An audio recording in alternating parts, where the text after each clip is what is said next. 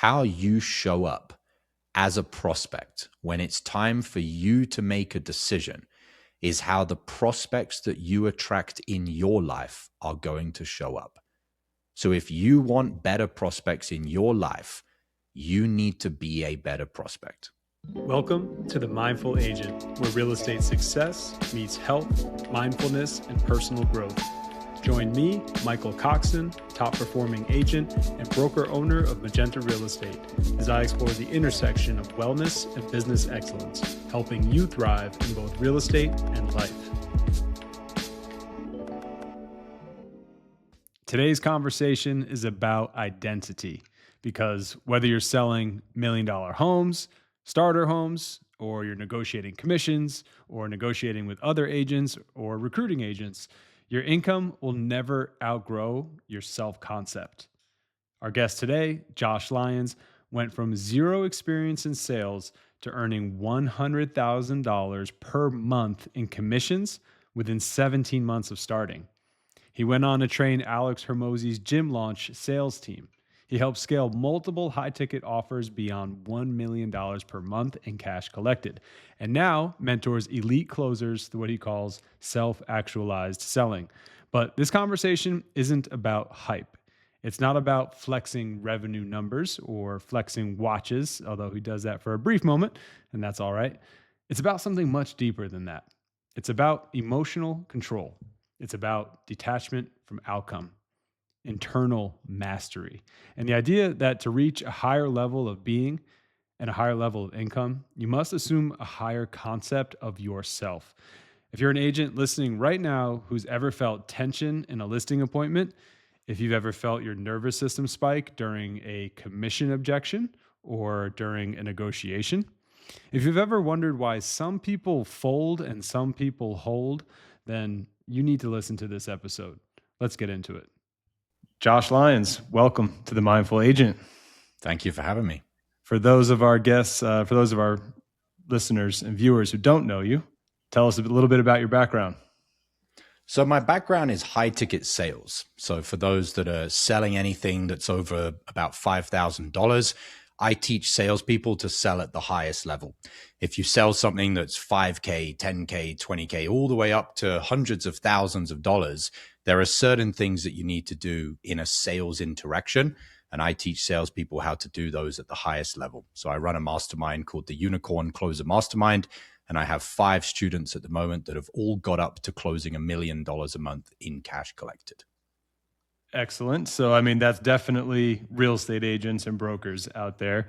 At the very least, you know, most agents today, depending on your market, you're selling $500,000 properties up to $50 million properties. So if you're out there listening, how to do better at your job as an agent, Josh Lyons is going to, you know, give us a little peek behind the curtain. Josh's background is phenomenal story. He went to doing $100,000 a month in commissions in, what was it, a year and a half of starting your sales job? Yep, 17 months after taking my first ever sales conversation. And what industry was that? So when I hit my first $100,000, I was actually selling a cryptocurrency mastermind. So it was at the time of the bull run in 2021. And it was teaching people how to leverage cryptocurrency to build a lot of wealth. I mean, how'd you do it? How'd you go from 0 to 100K? So I always answer that question with the opposite, which is, how would you not go from 0 to $100,000 in commissions on a monthly basis? The way to not do it is to do what everyone else tells you to do. Memorize word tracks, read from a script, don't do any inner work, and just fake everything. Fake your tonality, fake your rapport. If you do the opposite of what is currently out there in typical sales training, you will have everything you need to hit $100,000 a month in commissions. The problem is there is so much invitation for a salesperson to just go the normal route. Oh, I've seen this person had this fancy objection handler. That seems easy. I'll just do that. Well, if you do the easy things in life, you'll have the same results as everybody else. If you zig when everyone else is zagging, then you can earn an exceptional income. So it's really just about looking at what everyone else is doing and saying, well, do I want to make the same amount of money as everybody else? So for you internally, it sounds like what changed was your entire route as far as what maybe you were taught sales was. What changed internally for you during that period? Well, just for context, I didn't realize, I hope I can swear on this podcast, how fucked the sales industry was until I became a sales trainer. And the reason for that is the way that I learned to sell from day one was without a script, without memorizing anything. I didn't get taught objection handling. I didn't get told to sit there and build rapport for 15 minutes.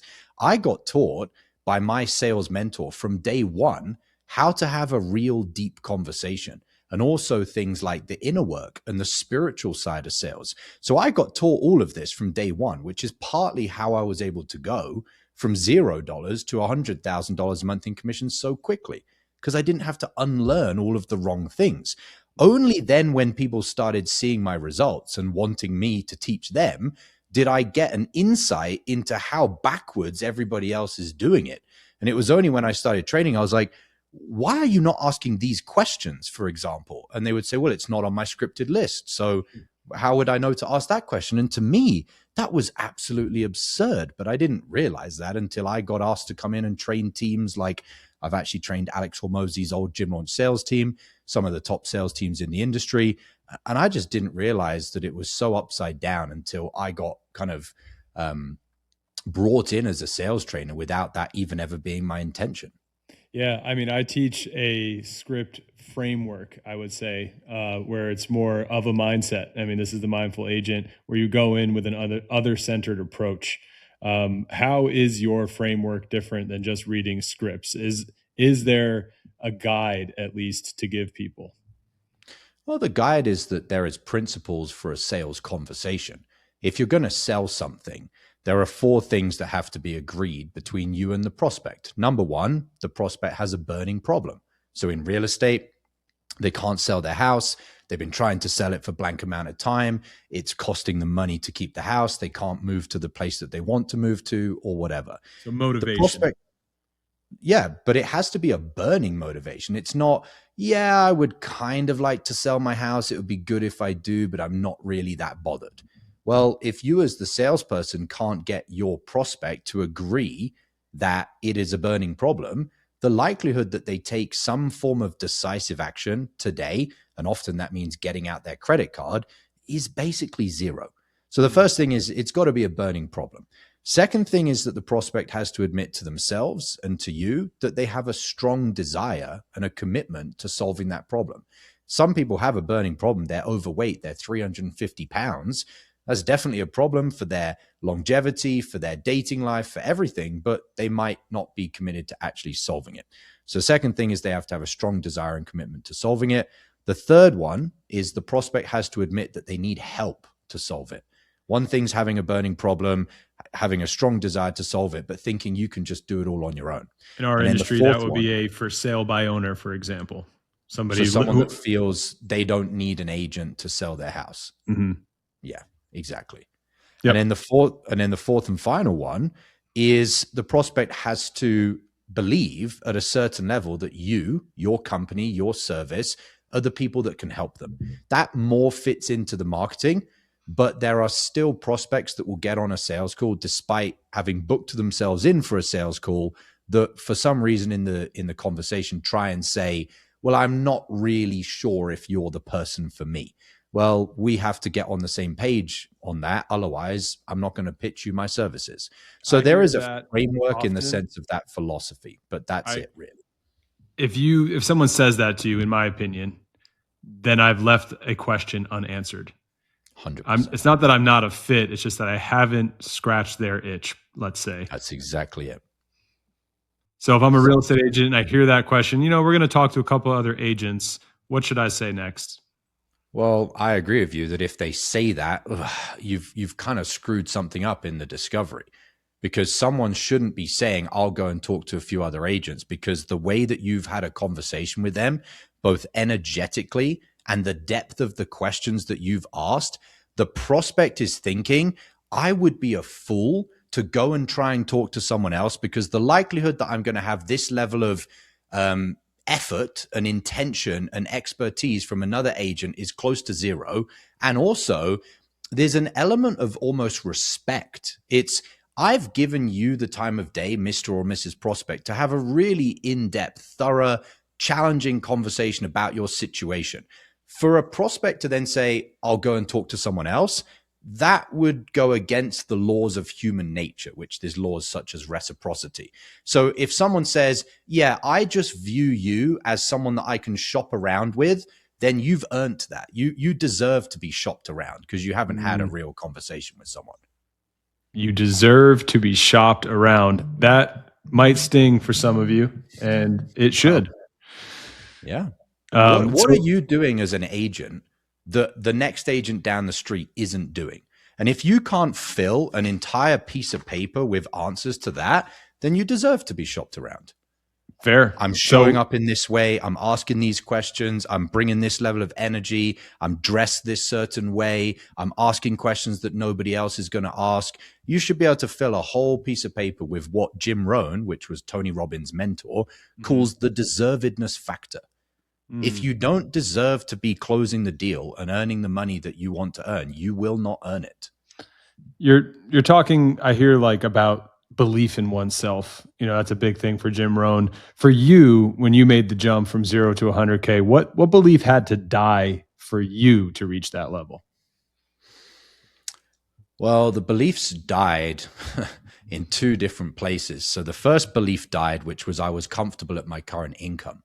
And that belief died because just literally a week before I got into high ticket sales, divine intervention, I went on a date with a lady who turned around at the end of the date to me and said that girls like her just don't date guys like me because I was too poor. And so that was a stinging enough situation for me to no longer be ignorant that my current level of income, which at the time was $2,000 a month, so nothing, was acceptable for myself, acceptable for the life that I wanted to live, acceptable for the people that I wanted to bring into my life. So the first belief died just before I got into high ticket sales, which I do think is a big part of why my income skyrocketed so much and so quickly, was that it was founded on a belief, which after that conversation with that woman, I literally went out for a walk and, you know, some people believe in God, some people believe in different things. I said to what I believe is God, I am going to get rich. And I made that claim and I made that statement and I put my sword in the ground and said, I'm going to do whatever it takes to get rich. The very next day, I got a phone call from my boss saying, would you like to learn high ticket sales? And we have someone that will teach you. So divine intervention, you know, spirituality, divine intervention. So the belief came there. And then the second thing was every time I earned more money. So my income went from $2,000. Next month it was $8,000. The next month it was $20,000, all the way up to $100,000 within 17 months. Every single time I thought, this is a lot of money, I'm making 20,000 or now I'm making 40,000, because I had a sales mentor that was light years ahead of me. He was able to always show me that the current level of income I was at was still zero. It was still nothing. He would show me things like watches, like now I'm wearing a watch that's the price of a Lamborghini. He would show me things that would always reshift my perspective to, I thought 10K a month was a lot of money. But then when I look at it as taking care of my parents, if I'm only making $10,000 a month, I can't give them $5,000 a month to take care of them.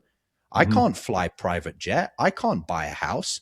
So the beliefs shifted month after month after month by staying aligned with a sales mentor that was so much further ahead than me that I was always, as people say, the small fish in the big pond. Whereas what a lot of, I assume, real estate agents as well do is they get to a place, because this is the same with salespeople, where they are the big fish in the small pond. And then all of a sudden they stop growing in their local area, in their sales team, in their industry, on their offer. They're the top dog. Well, if you are the top dog, yes, that's nice for a week until all of a sudden you take your foot off the gas because you don't have anywhere further to go. So my mentor always taught me to keep getting myself in rooms, in circles where I was always needing to go to the next level, needing to grow. And that was a belief engineering process that he took me through. This is a personal question. When is enough enough? I mean, if we're talking financially, you can look at the science that people say, well, when you make, $50,000 a month, diminishing returns, we can look at it scientifically. I think the way that has served me and served my clients to look at it best is to realize that the money is just a reflection of your personal growth. The way I teach sales is that you earn more by becoming more as a person. It's not you earn more by doing more deals and doing more activity or memorizing new word tracks or whatever. You earn more money by continuing to grow as a person. And so if we look at it just financially, enough's enough, maybe at $100,000 a month. There's not many things at $100K a month, which I've got clients that are at that level that you can't really buy. Maybe there's a few things, but not much.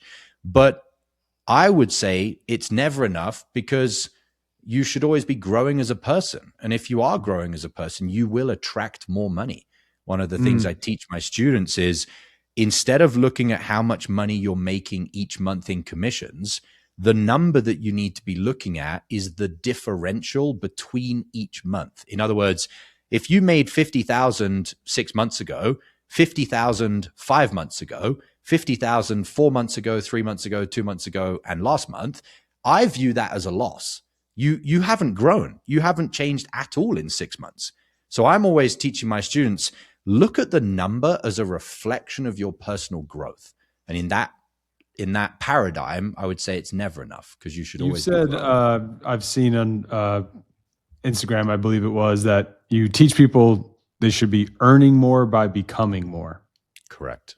What does someone actually have to become? Well, you have to become the type of person in a sales context that can show up in a certain way where your prospect wants to open up to you, and you can orchestrate the difficult, deep, challenging conversation that for many prospects they've never had. That's not about your tonality or your word tracks or your objection handling. That's about the prospect feeling, not seeing, more feeling that you are a certain type of person, that is the standard you expect. I expect we're going to have a deep conversation, a no bullshit conversation, and your prospect can feel that. And when you start aligning things like your habits, your health, your internal state, your environment, all of these things, when you start leveling up in those areas, your energy signature, your frequency, vibration, whatever you want to call it, that changes. And people feel that. That's why two salespeople can read the same exact script and get completely different results, because they have a different energy signature. They are a different human being. I agree. So when you change who you are, you get different results. Not what you say, but how you say it. It's who says it. It's not what you say or how you say it. It's who is saying it. Well, who is the who we're talking about here? It's not Josh and Michael. Are you talking about perhaps speaking from your highest self? Correct. Yeah. Are you showing up as the absolute best version of you that you can possibly be right now? And then we get into conversations, which is, there is no divide between your personal life and your professional life, because that is going to bleed over into your sales interactions. If you haven't taken care of your things at home, with your relationship with your wife, with your children, with your fitness, that will carry over into your sales calls. And so who you are is everything that's going on in your entire life. You need to be taking proactive measures to lock that stuff down. Your prospects are watching. They are referring you. They're watching you. People who are referring you, they're watching you at the gym, at the restaurant. They say how you treat the waiters, how you treat everybody. They're who you are energetically all the time will directly impact your value and your self and net worth. I feel it's, as you mentioned, it bleeds into your life. I always felt, I need to separate work and life, or find work-life balance. My new phrase is work-life harmony. As you mentioned, they need to be intertwined 24/7. Yep, absolutely. Another phrase I've heard you say that piqued my interest was self-actualized selling. Mm-hmm. In simple terms, can you explain that to me? So this is exactly what we're talking about. You will sell more and you will earn more by becoming more as a person. Self-actualized selling is where you have drawn a line in the sand as a salesperson that the way that you want to create abundance in your life, have options, move out of scarcity, and hold yourself in a sales conversation is a reflection of your identity, not some tool or some tactic or some sales gimmick that you've memorized. Self-actualized selling is I can get you and I, Mr. or Mrs. Prospect, and myself to have the conversation that we need to have because I've become the person that can orchestrate that deepness in my own life, that authenticity, that genuinity that is going to come through in the conversation. For example, when you open up a sales call, typically a salesperson will have an opening question. They'll have some way that they open up almost every sales call.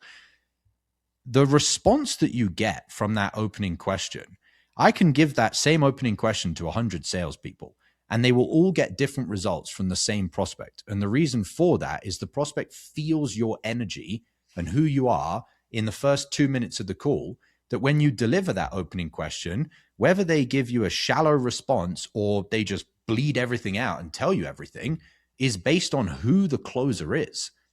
One closer will get the prospect to immediately open up and tell them everything they need to know. And another closer is saying, oh, this lead wasn't qualified. This was a bad lead. It was a duff lead. They didn't tell me anything. They didn't open up. They didn't say they have a problem. Well, I can guarantee you if I got on the phone with them, it would be a completely different response. Yep. Not because I said anything different. They can just feel we're either going to have a real conversation or we may as well not have any conversation. Yeah. And your prospects can feel that. One of my favorite questions for somebody to break the ice as far as getting to a deeper layer. And yes, it's a script, but it is more following your framework for motivation is what are we up against here?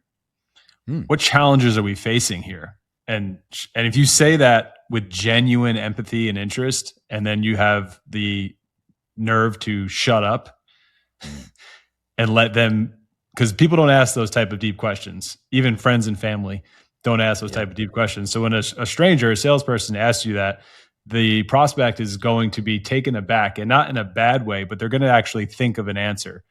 You're not letting them give you a knee-jerk no type of answer. You ask them a very deep question that involves their emotion and their motivation. So in addition to the good framework and the good question, I think a lot of good salesmanship is shutting up and listening and having the confidence to sit in silence.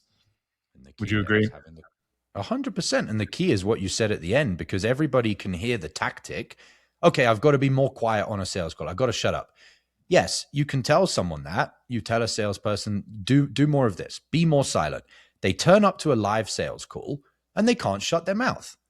That's not because they don't know the tactic or they haven't been told the tactic or trained the tactic. It's because they haven't done the inner work to be able to execute the tactic. And that's why the foundation is always the inner mastery.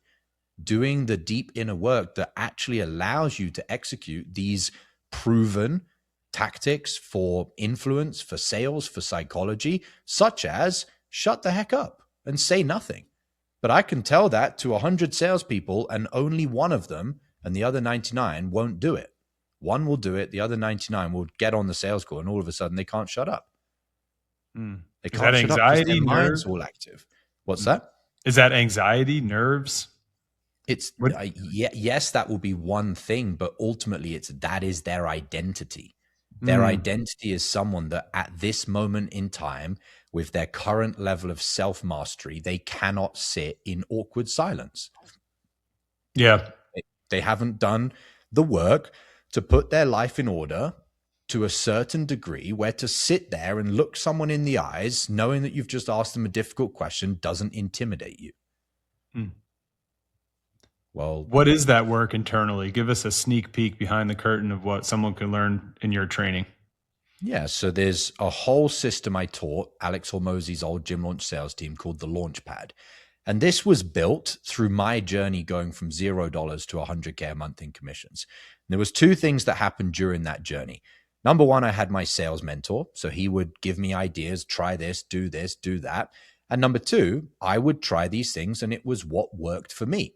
So it's all battle tested. It's okay. I've been handed this stuff from a mentor that's light years ahead of me and I've tested it and it's always worked. And so I condensed that down into 8 different pieces that if you lock in each of these 8 different, you call them pillars of internal mastery, it will shift your identity. So I'll give you a couple of them. The first one is your internal state. And that is simply being self-aware of what state am I in right now, and then consciously shifting it. So I teach something in my mastermind called a pre-call checklist. So if you're a real estate agent, before you go and meet someone, for someone, it might be as simple as I'm going to pull out the notes app on my phone. I've got a few bullet points of not my tactics, not my questions, but my state, relaxed, positive, abundant, things like that. And you write these things down, and they have to be personalized to the individual, because each individual's current identity needs different commands, different like anchor points to shift their identity into a higher version. For one salesperson, they are always talking too much. So their anchor needs to be to slow down, to breathe, to relax, to ground themselves. For another salesperson, they're too stoic and they come across as just bland. So their anchor point needs to be more charismatic, be more positive, be more engaging. And so you create a customized pre-call checklist. That means before every single interaction, you read somewhere around about 5 to 7 bullet points. And when you read those, they are words that are going into your subconscious as commands for you to change your neurophysiological state. So you read that and your whole physiology will change.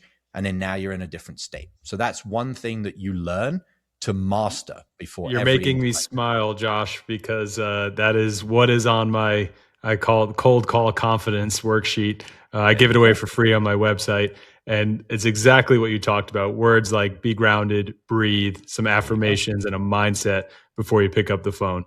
I think that is so important. I think a lot of sales teachers, pound the phones, hit the scripts, dial, mojo, auto dialers, get through it raw, like it's some vicious physical contact sport, where you're saying, hey, step back for a moment and get grounded and go slower or faster if you're too slow, but be self-aware of what you need to do. Don't just plow through this. People pick up on that. People pick up when you're conscious. They feel you're present. You reminded me of I think a lot of people need the deal, like that energy.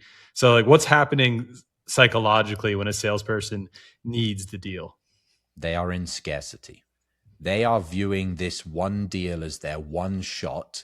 They're forgetting the fact that they have a roof over their head. They have food in the fridge. There are thousands, if not millions, of other prospects. And whilst this deal should be treated as the one shot to help this prospect, and for that reason, it's very, very important. On the other hand, it doesn't mean anything. It's not going to end your life if you don't close this deal. And so what is happening is a prospect is artificially changing the perspective of reality. Oh, this is such an important deal. Yes, it's important. The prospect's life's on the line. If you were selling something that is more of a life-changing service, maybe not necessarily if you're selling a house, but at the same time, there is a whole market of other deals to be had. And so it's reminding yourself of the correct perspective. Real estate it's a big deal. It's generally people's biggest purchase or sale. Like our customers, don't transact in the $500,000, million, $100,000 range. It's their biggest asset 9 times out of 10. So it's a big deal, but it's not a big deal. It's gonna be okay if you don't succeed, or even if you let them down, they're gonna live. Okay. Maybe you cost them an extra mortgage payment if you totally screw up, but that's okay. Again, that's a scarcity mindset. I couldn't agree more that I think we get so tied up on I need this and I need to do good that it actually makes us do poorly. Yeah, it's performance anxiety, as they call it. Yeah, there is. And then you mentioned earlier, not to backtrack, about people's ceilings on income. I kind of want to get through that. I remember reading something years ago that was huge for me, that a lot of people don't make more than their father. A lot of men specifically don't make more than their father. It's a subconscious respect that you almost don't want to outshine your dad. And that was very interesting to me, because I had noticed, you mentioned you capped, that I had capped for several months right about what I thought my father made. And I know I had a ceiling, and that was a subconscious ceiling. What other ceilings do you think most people like get stuck at? Well, that's a good one. Let's go a little bit deeper on that. So, Let's do it. Carl Jung, he said, "A man doesn't become a man until his father dies." For the exact reason that you just shared, Wow. you will be in the shadow psychologically of my father is the man, the leader, the head of the household. I cannot step into that position when someone's already in that position. And so obviously I would never wish that on anybody, but at the same time, you need to understand the psychology that's at play. And so ultimately the way around that is it's not the physical father. It's not necessarily your biological father. It's your ideology of who your father is. And so why I share that is you can shift that. So if I continued to view my idol, my father figure, my masculine figure as my biological dad, my income would have stopped way below what it already is, way, way, way below. So what I did is I got a mentor. And when you shift over from your biological father to a mentor, it is the same thing as the father figure, but you're now shifting that to a different tangible individual. Does that make sense? It does, So 100%. So if you're your playing the father, psychology. yeah, You're making your father figure a higher earner than you, so that you can level up to that correct. level. And for many people that go correctly down this road, the highest father figure is God, whatever you believe, whatever your God is or your deity. In other words, if you submit yourself and surrender yourself to the highest father figure, there is no ceiling on your income because God doesn't have a ceiling on his abundance. I'm going to So let that sink in. this is what's called transcending from the biological father to the idolized individual to a spiritual plane. Mm-hmm. And that's where self-actualized selling also ties in. It's understanding these different levels of transcending different versions of how to see reality. Very deep.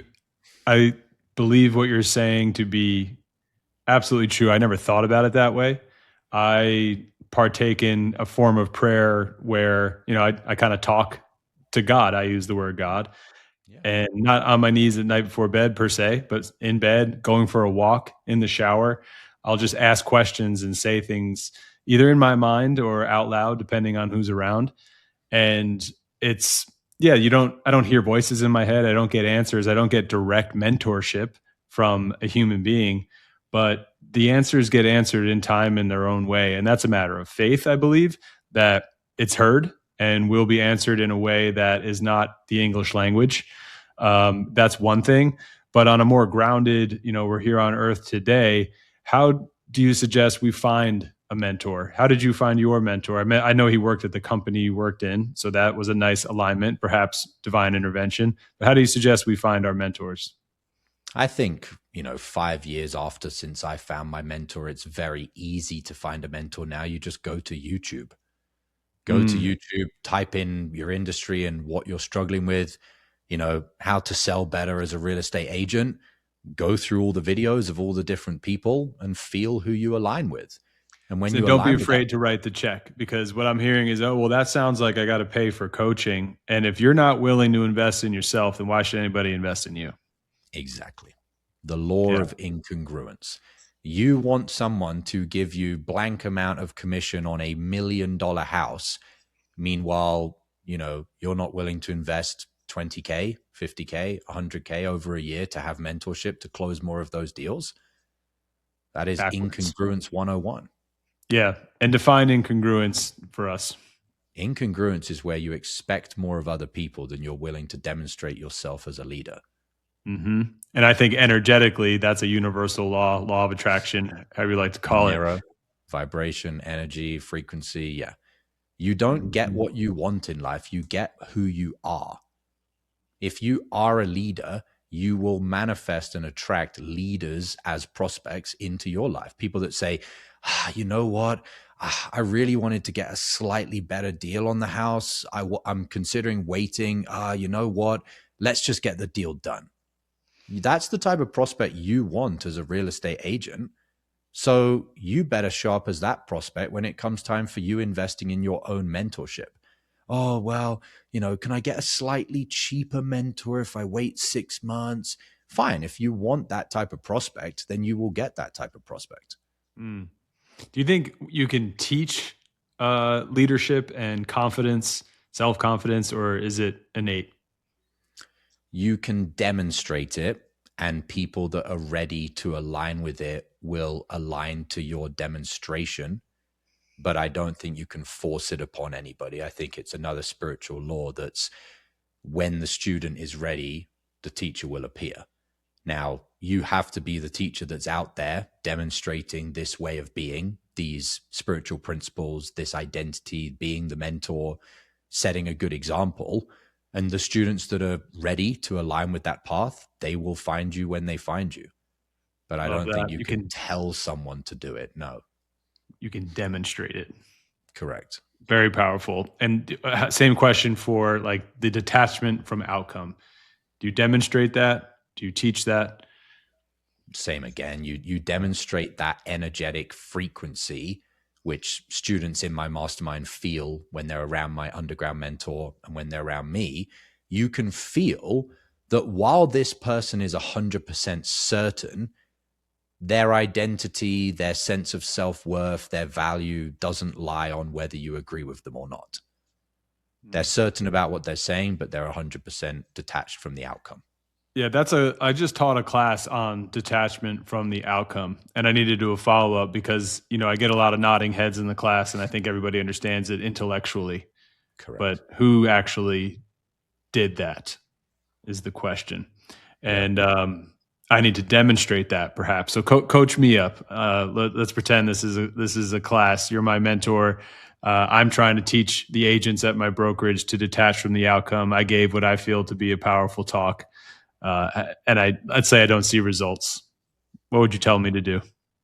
Well, depends what you mean by not see results. I mean, if the students aren't doing it, then detachment as an example is to bring that to their awareness. Hey, I'm curious. I noticed that we did this training on detachment last week, and it looks like 9 out of 10 of you haven't actually taken those actions.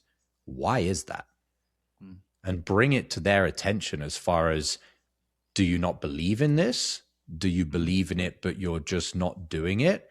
And then true detachment as a trainer, as a mentor, is to have the nuts to say, if you're in this program and you're listening to me as your leader and you're not going to do what I'm inviting you to do, you may as well leave. Like, confidence. It doesn't get more detached than, I don't need you in this program. You need this program more than I need you as a student. And you're demonstrating detachment from the outcome. You are demonstrating detachment through, and it's not a tactic, because if it's if it is used as a tactic, the students will feel it, because they can feel this person seriously might just cancel all of our contracts to be inside this mastermind and just remove us.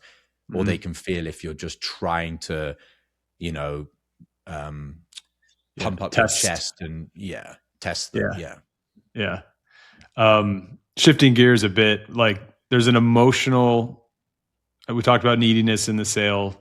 There's like an emotional reaction in negotiations often.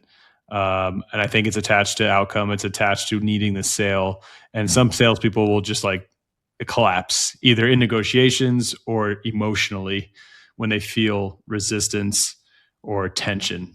Why would you say that is? It goes back to identity.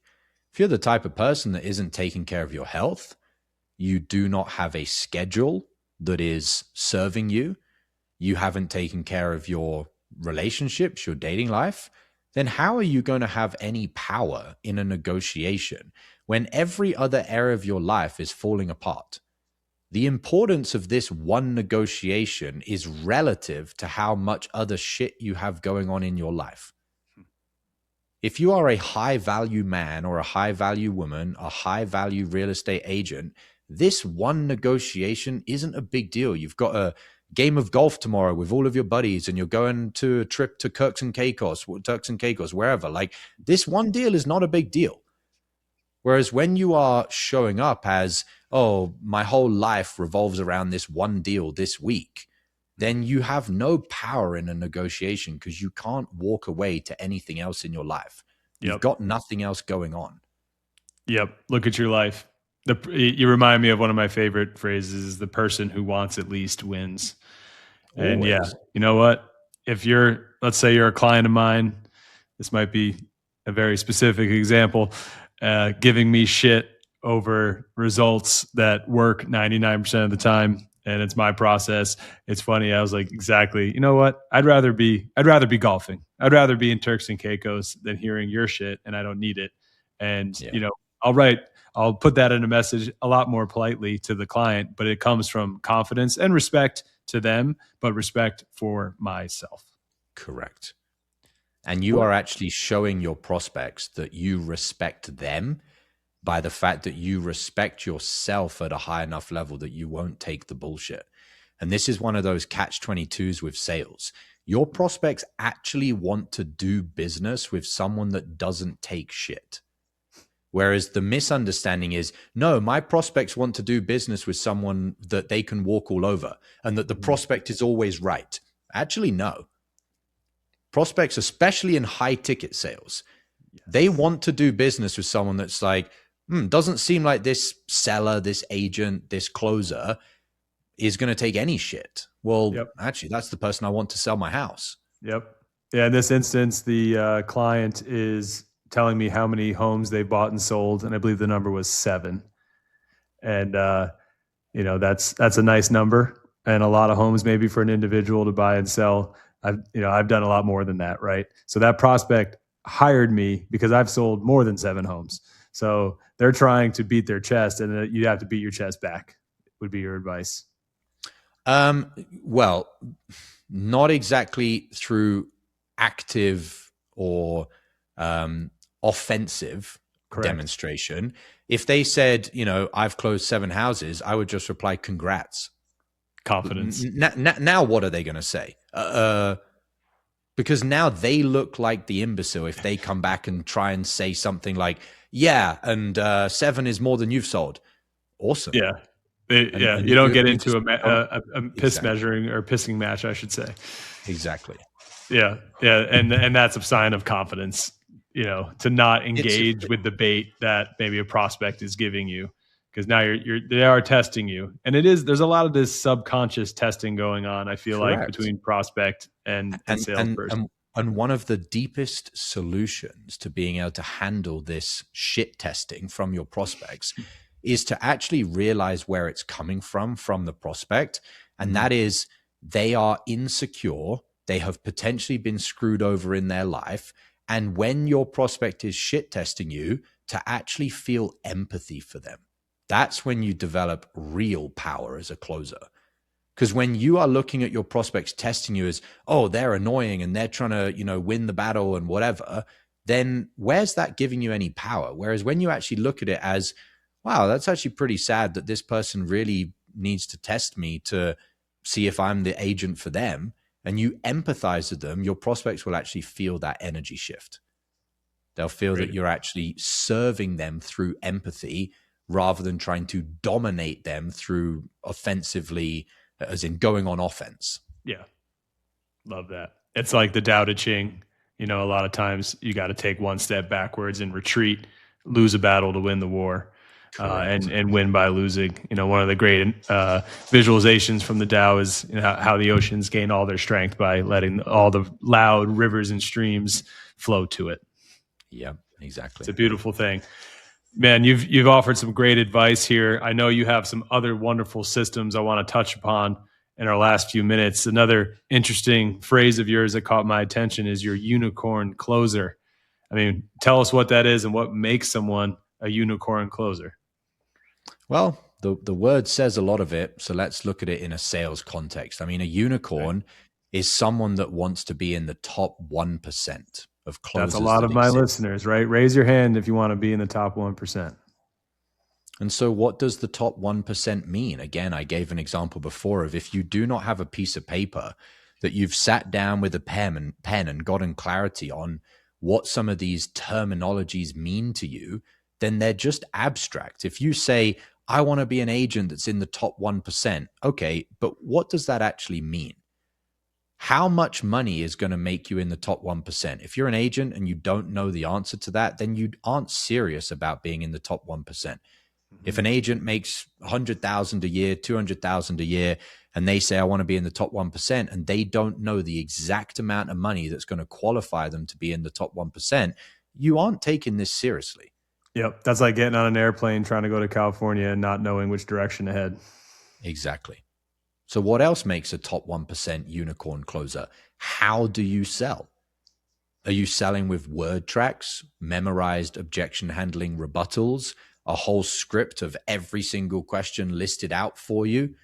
Or are you learning the actual tools of psychology, of human communication, of mastering your internal state, of the spiritual laws that you and I have talked about?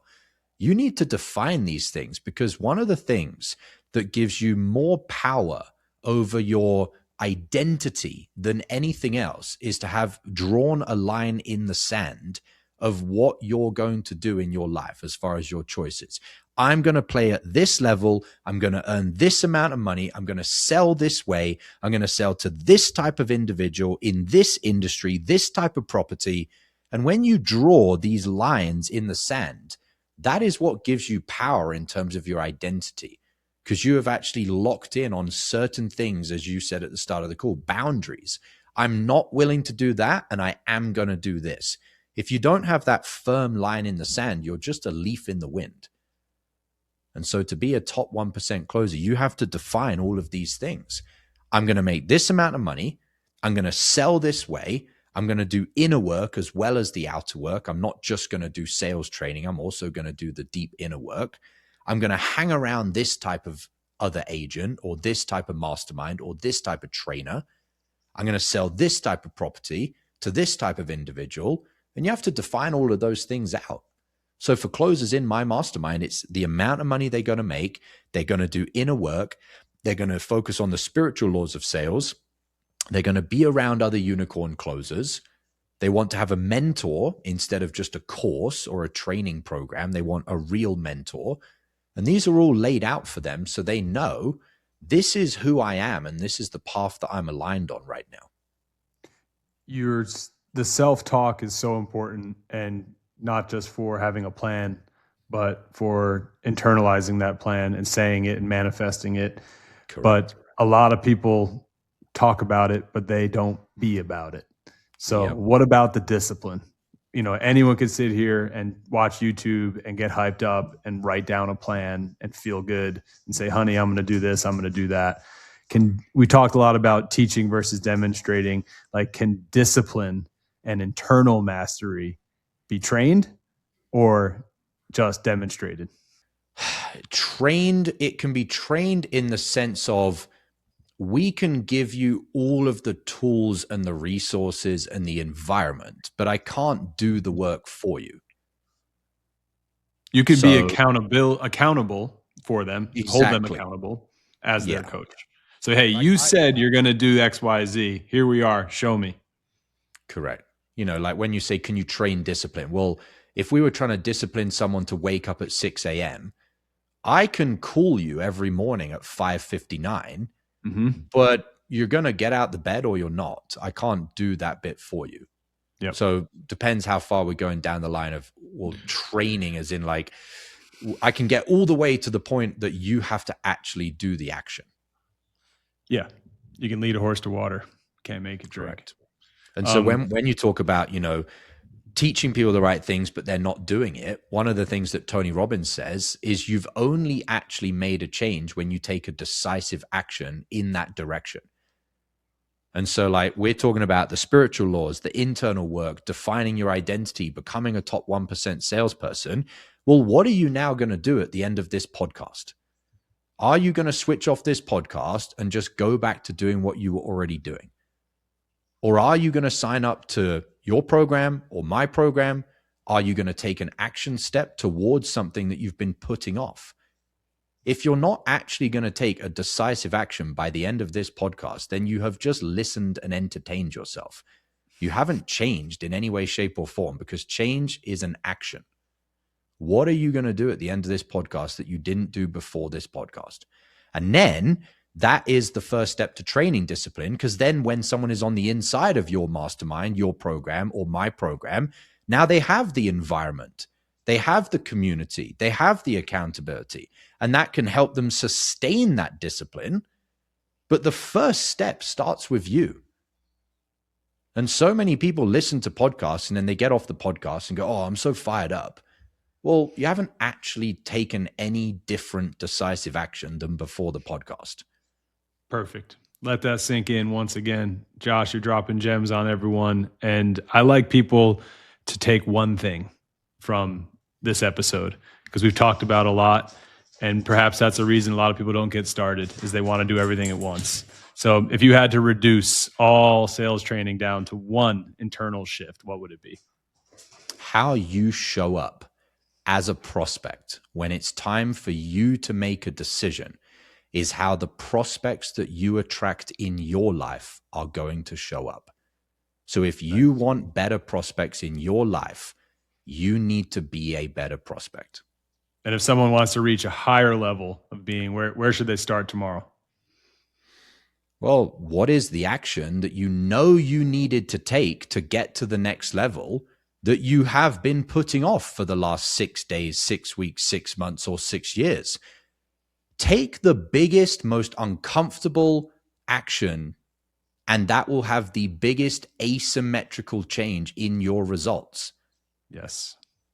So you don't need new information. You don't need a new idea. If more information were the key, we'd all have 6-pack abs and be billionaires. So take that thing you already know you're not doing and do it today, not tomorrow. I said tomorrow. Do it today, depending on what time it is. But wake up at 6 a.m. and do it tomorrow. Josh, thanks, man. This is great. I want to segue into the same questions we ask all of our guests, which is our Quickfire wisdom section. Are you ready? I am. Yeah, let's do it. For it. What's the one habit you've developed that's made the biggest difference in your personal day-to-day life? Mastering my internal state with a pre-call checklist. The pre-call checklist, Josh's one habit. Next question. Do you have a favorite quote or mantra that you live by? Probably the one I just shared, that how you show up in your life is how your prospects will show up in your life, because it connects to earning more money, but it also connects to spiritual wisdom, which is that everything you have in your life is just a reflection. Yeah. So that's my favorite quote. It sounds like it reminds you how to show up to dinner, how to show up to a family event, how to show up to a community event. It does. The biggest thing it reminds me of is responsibility. To not blame outside realities or to be a victim, because anytime you do that, you lose power. If something isn't in your control, there's nothing you can do about it. So then you are just a victim. Whereas when you shift your mindset to everything that I'm manifesting, everything that I'm attracting is a reflection of how I'm showing up. Yes, the responsibility feels heavy, but it's also empowering. It makes you realize that you have the power to change your life. It's in the word, responsibility. You have the ability to respond to whatever stimuli is thrown at you. Yep. And that's empowering. You're not a victim. It's awesome. Yep. Question 3, which book has played a significant role in contributing to your personal growth? Letting Go by David Hawkins.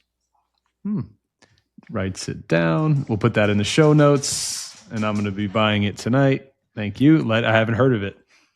Fantastic book. What's your favorite app or tool for productivity? App or tool? Telegram, because that's where I speak directly to my mentor.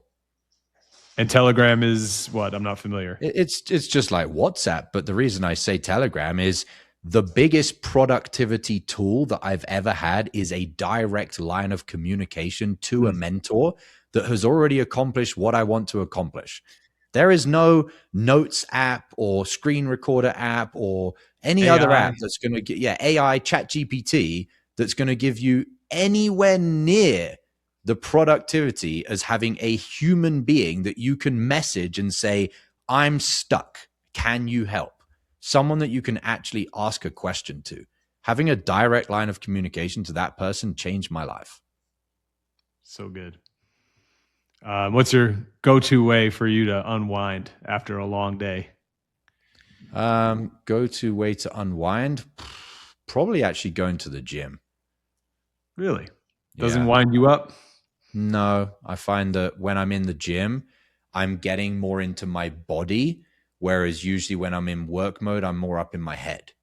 And so I'm shifting my energy from more logical and thinking and mathematical to just being present. I love that. It's such a win because you're not only getting more fit and healthier, it's actually you're treating it like a spiritual practice. 100%. It's a great way to end a day and a great way to end the podcast. Josh Lyons, where can people reach out to you? So they can find me on Instagram, joshlyons.sales. Same thing for YouTube, but an underscore. So Josh Lyons _sales, YouTube or Instagram, best place to find me. Right on. We'll link to you in the show notes. Thanks for coming on The Mindful Agent. My pleasure. Before we close this episode, let's take a mindful moment together. If you're not driving, gently close your eyes. Take a slow breath in through your nose. Hold it for a moment and exhale slowly. One more breath in and let it go. Today, we talked about identity. It's a big topic. We talked about becoming more in order to earn more. So ask yourself, where am I still operating from an old version of me? Where do I chase? Where do I shrink and make myself small? Where do I seek approval? Just notice the feeling. Now ask a better question. Who would I need to become to operate at my next level? More certain? More detached? More confident? More emotionally steady? Feel that version of yourself for a moment. That version isn't out there in some lesson. It's already in you. Your job isn't to create it. It's to assume it. Take one more slow breath. And as you move through your week in appointments, negotiations, tough conversations, operate from that higher concept of yourself. And if you want to learn more about how these principles apply to your life and your specific challenges, I encourage you to check out Josh or book a free call with me at michaelcoxon.com and grab some of my free resources while you're there. Until then, know that I've got your back. And remember, success starts within. Thanks for joining me on this journey today. I'm Michael Coxon, and this is The Mindful Agent. Join me next time as we continue to explore the intersection of real estate, health, and mindfulness. Looking to grow your real estate career? At Magenta Real Estate, we put you first. Our entire business is built around your well-being and your success. With 100% commission, powerful marketing tools, and a supportive community that truly cares. Success starts within. Visit joinmagenta.realestate today.